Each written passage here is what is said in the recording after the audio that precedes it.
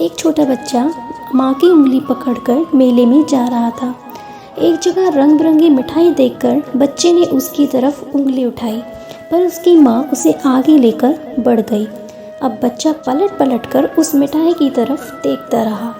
ऐसे ही बच्चे ने गुब्बारे को देखकर माँ को लेने के लिए कहा, लेकिन उसकी माँ ने मना कर दिया और माँ जल्दी जल्दी आगे चलने लगी।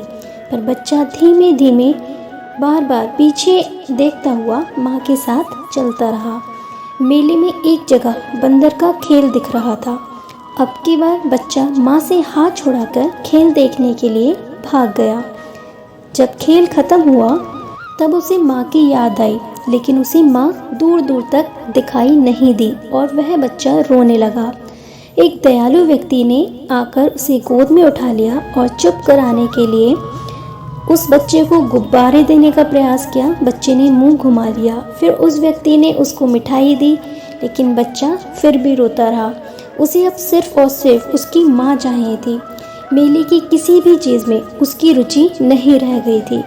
सो गाइस, इसी तरह हम लोग भी भगवान से विमुख होकर संसार रूपी मेले में मगन हो जाते हैं और अंत समय जब बुढ़ापा आता है या मेले को उपभोग करने की शक्ति और योग्यता नहीं रह जाती, तब हमको भगवान की याद आती है।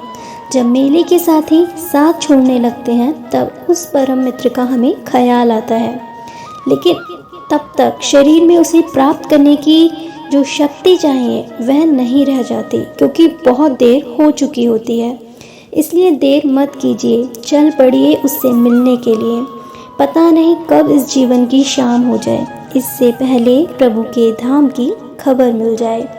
जय श्री राधे।